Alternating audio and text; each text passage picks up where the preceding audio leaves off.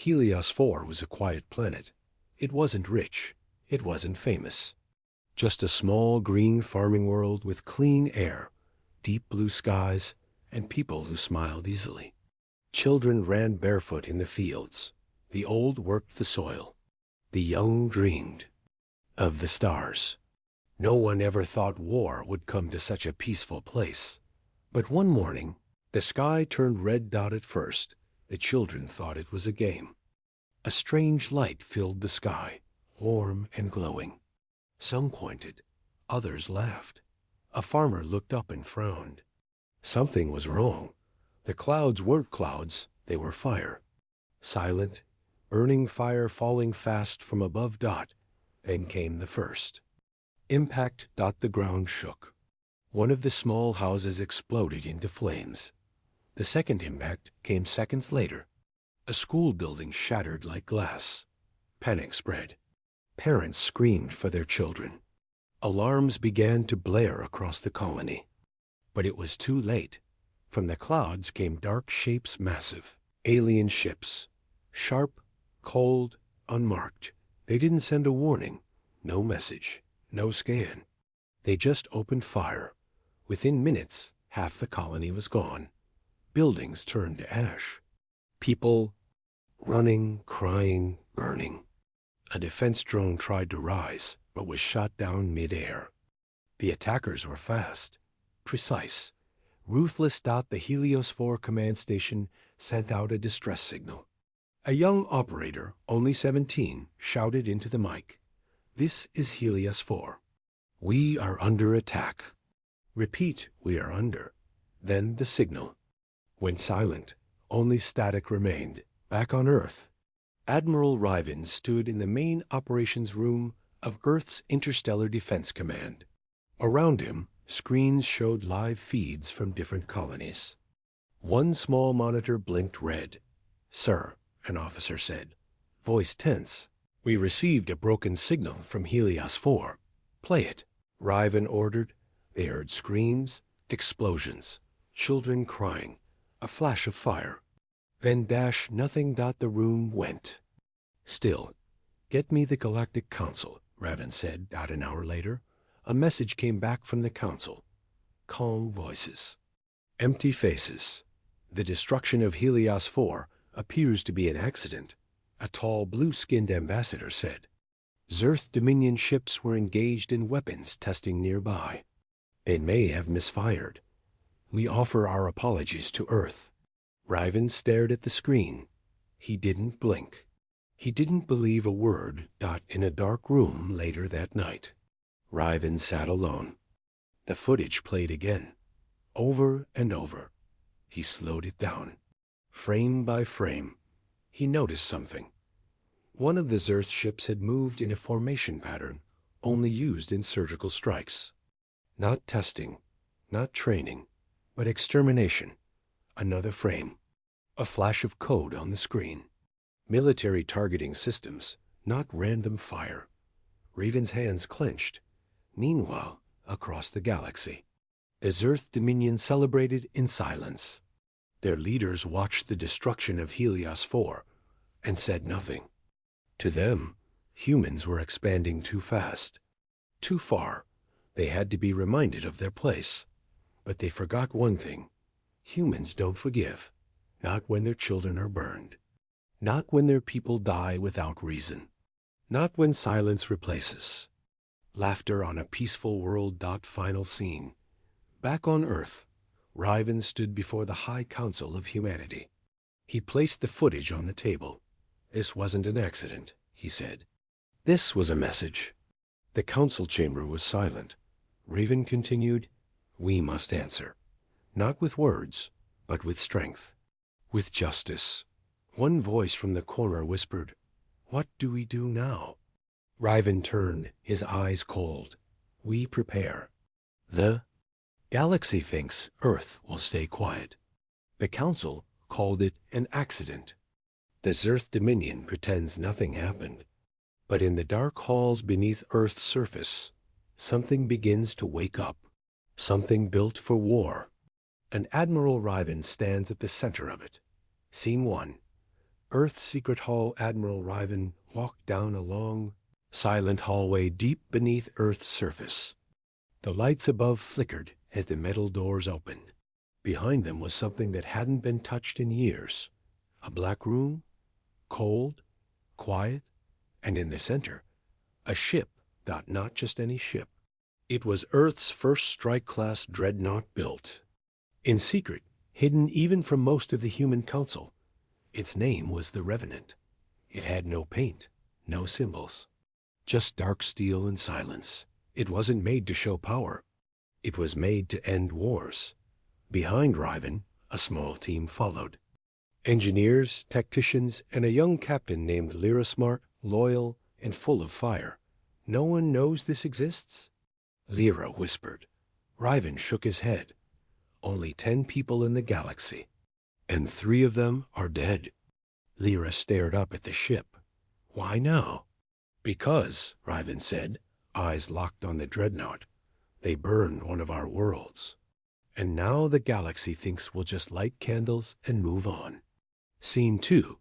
The Council's Lifar above. Earth's High Council met in secret chambers. The politicians spoke in soft voices, drinking warm tea and pretending the sky wasn't about to fall. We cannot start a war, one said. The Earth Dominion is powerful, said another.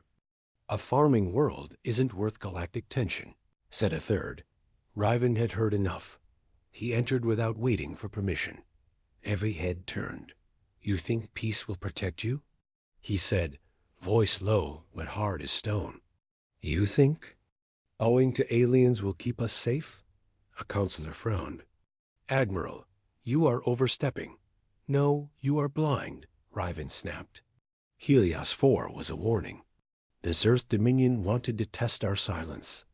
And you passed. The room stayed quiet.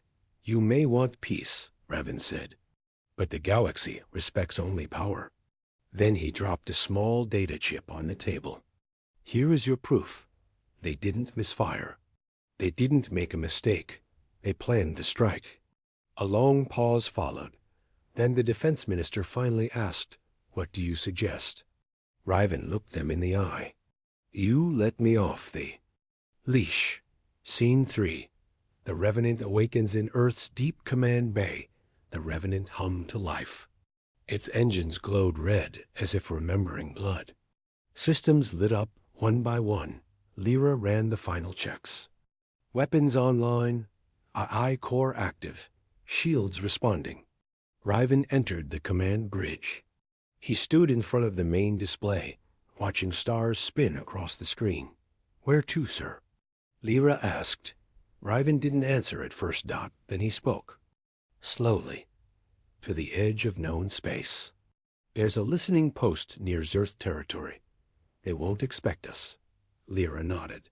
And if they spot us? Riven smiled, but it wasn't warm. Then we give them something to remember. Scene 4.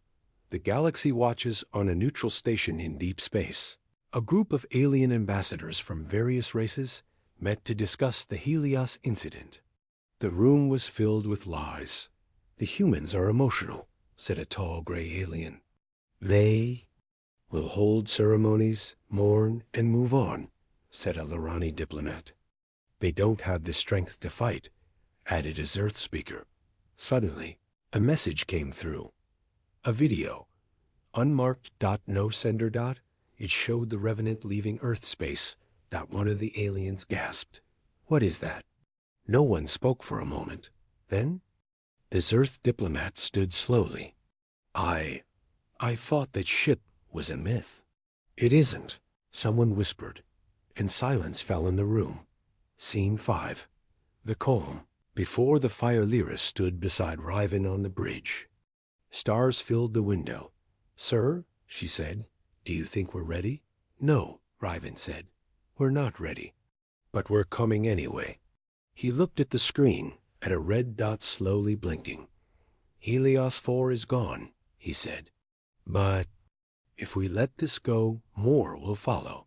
1 planet, then 5, then Earth. He turned to the crew. We are not here to start a war. We are here to end a lie. We are here to make the galaxy remember what it means to burn us. The crew stood taller. No one doubted. Then the AI voice spoke. Revenant has reached choke point. Ready for void travel. Riven gave the final command. And let's make them afraid of the dark. The ship vanished into the stars.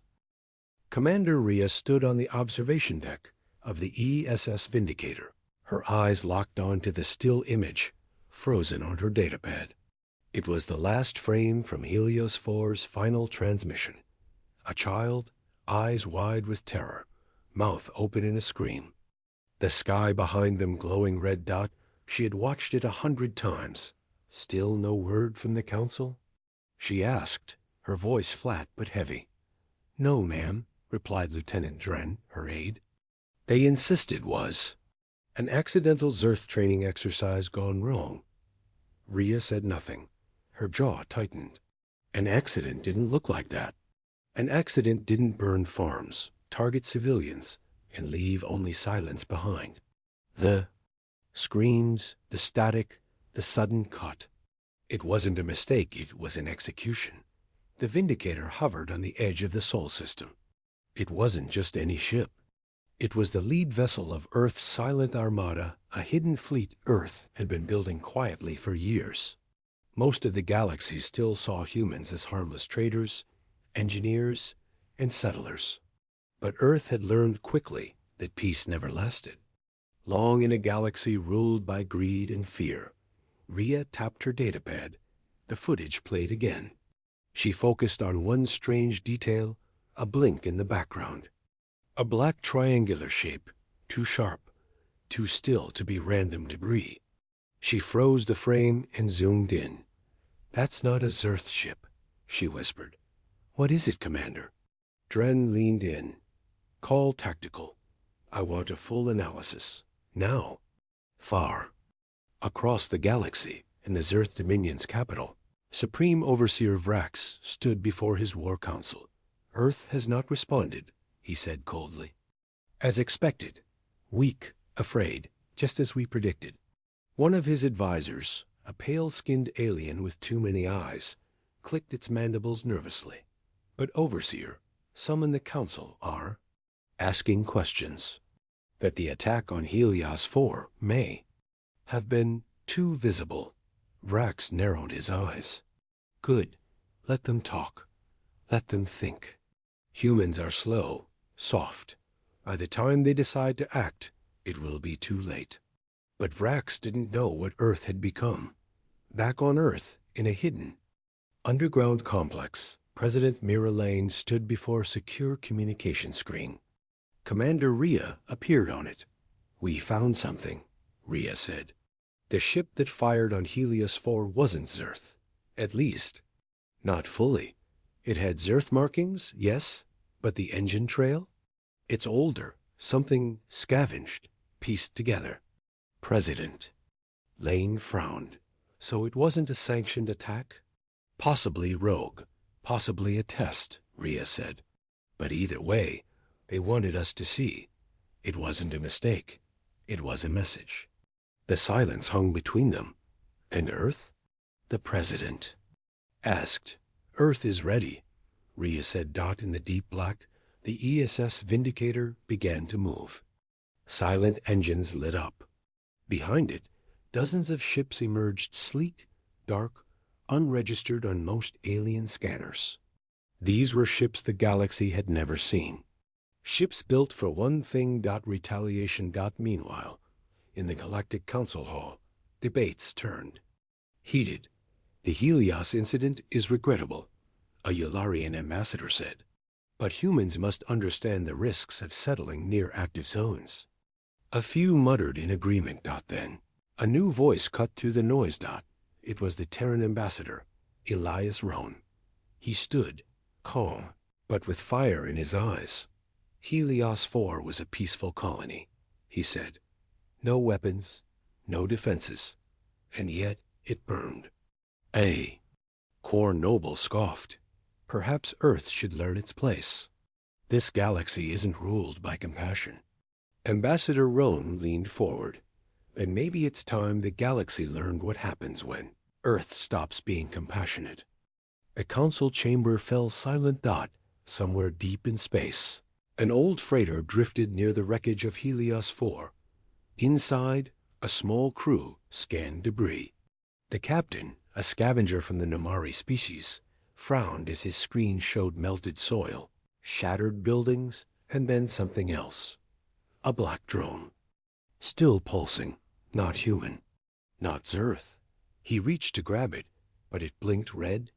Wait, the drone exploded. Back on the Vindicator, Commander Rhea watched the detonation report. They're trying to cover their tracks, she said. They know we're coming, Dren added. Rhea nodded. Good.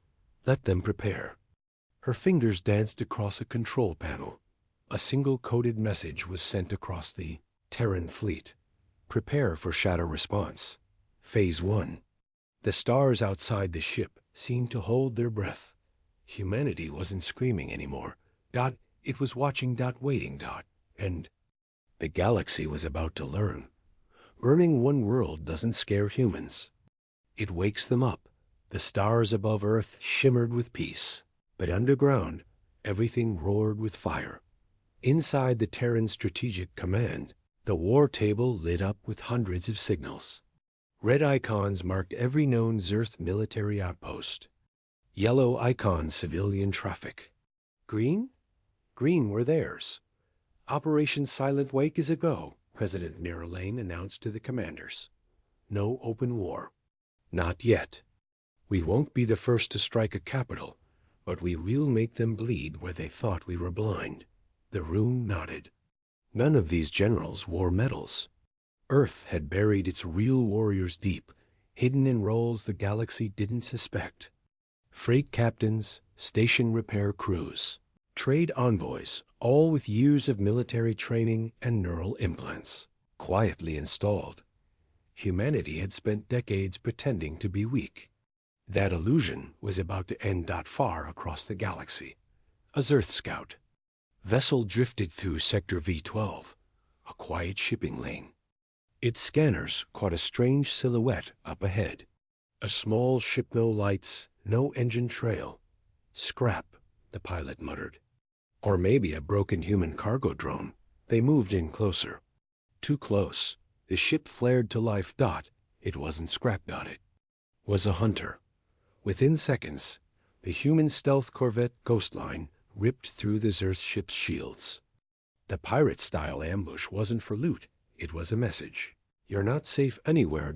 In a luxury station orbiting the Yulari homeworld, Ambassador Roan received an encrypted message from Earth. The content was only one sentence. Begin the Lantern Protocol. Roan stood up and adjusted his suit. Around him, alien elites laughed and drank. They whispered about Helios 4, mocked Earth's silence, called humans farming apes with too much ego. Then, one by one, the lights in the station flickered. The security systems, GLITCHED. Then every screen displayed a human symbol. The galaxy hadn't seen in years. A black circle with a single flame in the middle. The flame grew brighter. Earth remembers. Panic rippled through the station. No one knew what it meant, but those who studied human war history. They ran on the ESS Vindicator. Commander Rhea reviewed reports from all fronts. We've hit 7 of their outposts, Lieutenant Dren reported. None were high profile. All were watching systems near human colonies. We took them all down in under 5 minutes each. 0 survivors. Rhea nodded. Good. Let the galaxy wonder if it was pirates or ghosts. No full fleet, no declaration. But they'll retaliate. Dren warned. They'll try, Rhea said. But this time, we won't wait. She brought up the star map. Her eyes locked on a blinking system. ZER O2H-prime. The crown jewel. Their pride. We don't hit it, she said. We shatter what protects it. In a quiet mining colony on the moon of Varnus 3, hundreds of human workers looked up as transport. Shuttles descended. Their supervisors, A group of arrogant alien contractors stepped back in confusion. "What is this?" "There's no inspection today," one growled. A young human miner, face covered in soot, removed her helmet and smiled grimly. "It's not an inspection," she said. "It's your exit." The shuttles opened. Armed humans poured out clean, efficient, silent. Earth was taking back every colony, every hidden outpost, every inch of what it lost. Meanwhile, in the shadows of the galactic underworld, Earth's deep agents began whisper campaigns. Zerth. Technology was failing. Zerth ships had vanished. Zerth officers were defecting.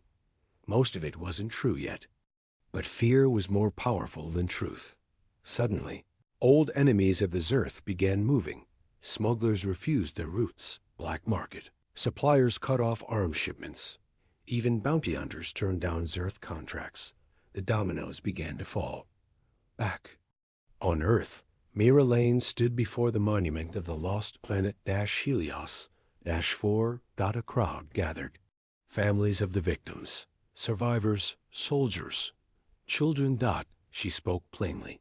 We were quiet. We were kind. We asked for peace.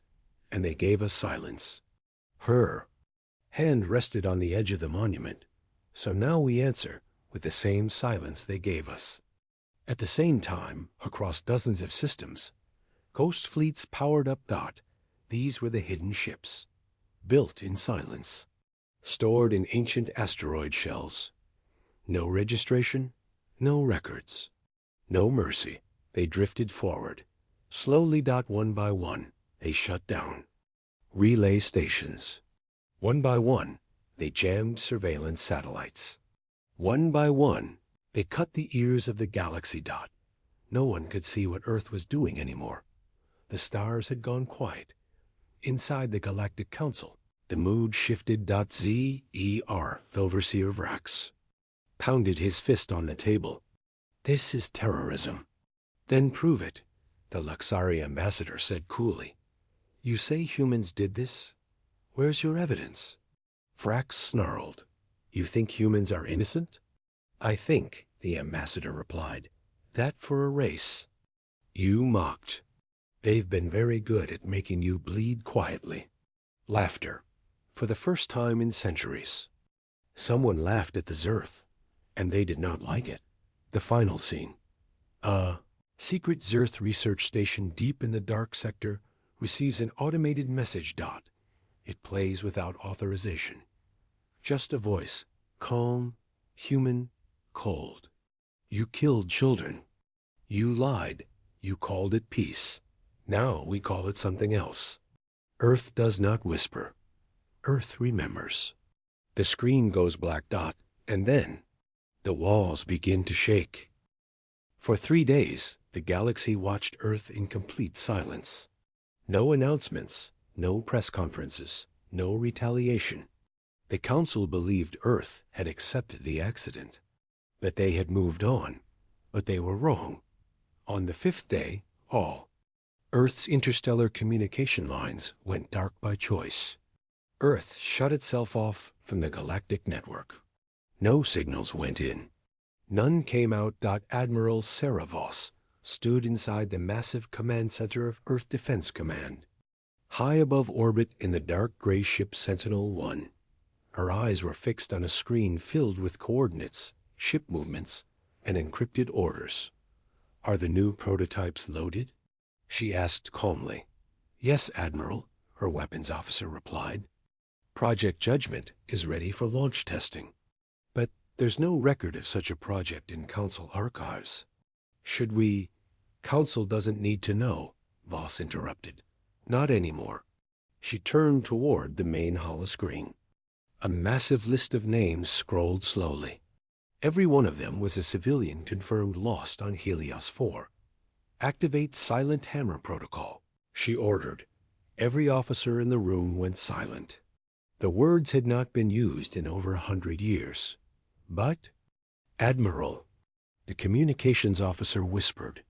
That protocol was meant for total war. Voss didn't blink. This is war. Meanwhile, in the heart of the Zerth Dominion, The alien leaders were celebrating. Their attack had gone unpunished. No human fleets in their space.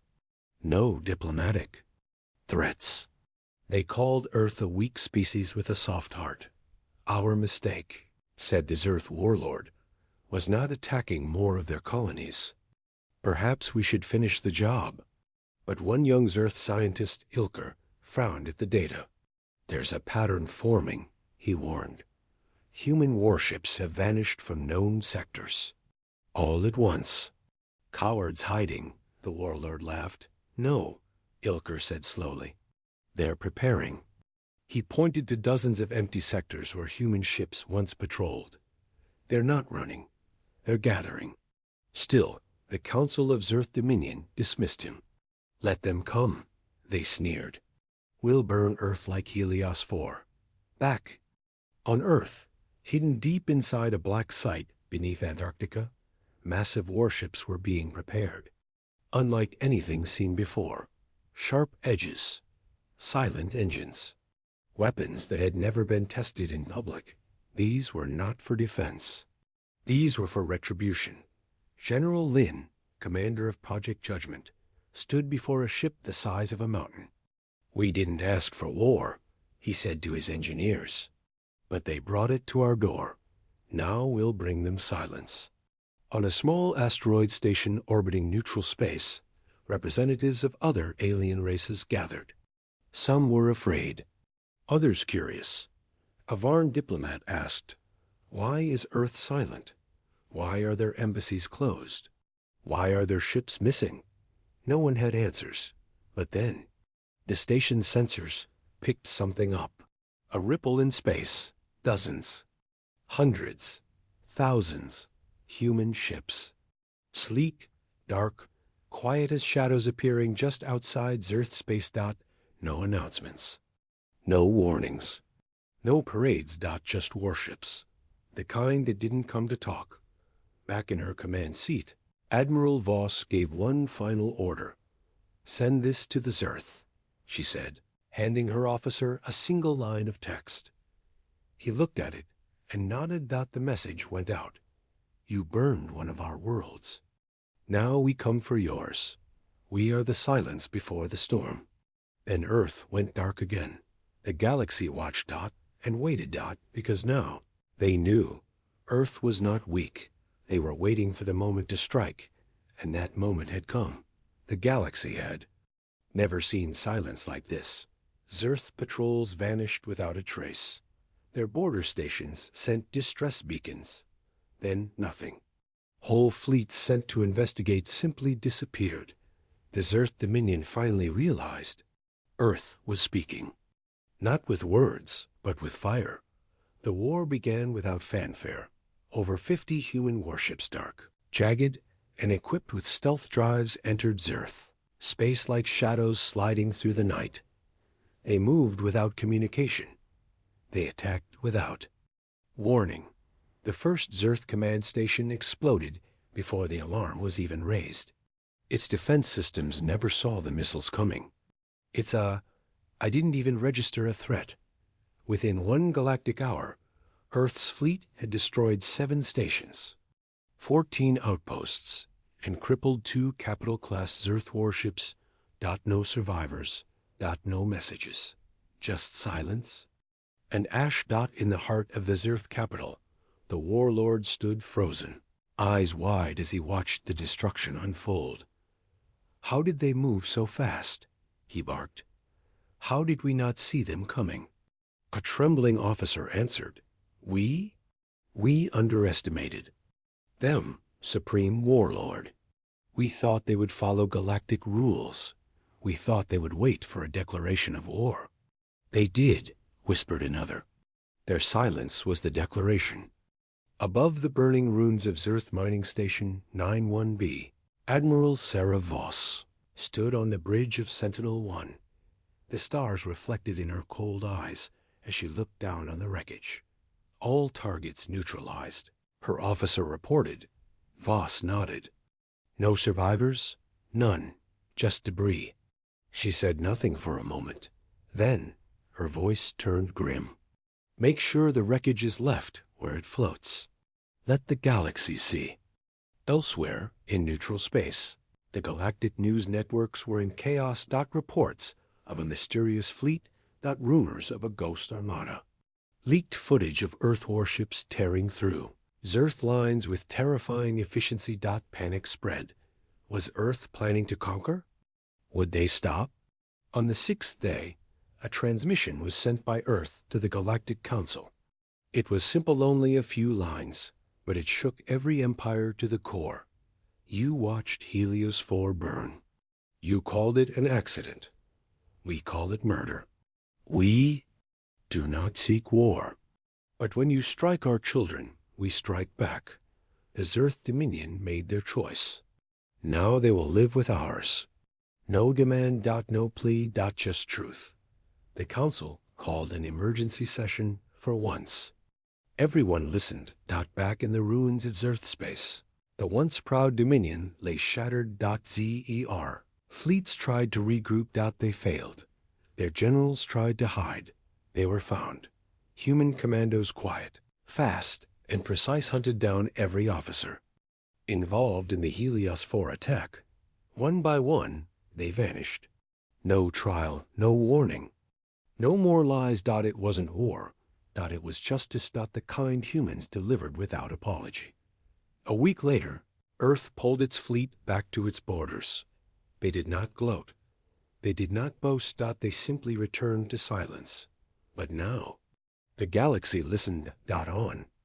A peaceful colony world light years away, a small alien child looked up at the sky. Her father stood beside her. Is it true? She asked. That the humans destroyed the Zerth fleets in just days? The father nodded. Yes. Are they monsters? He shook his head. No, he said. They're protectors, but they don't forget. And they don't forgive.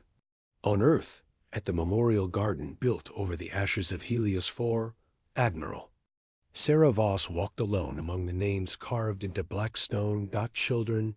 Farmers. Fathers. Every name. A promise. She touched one name gently. It was her niece.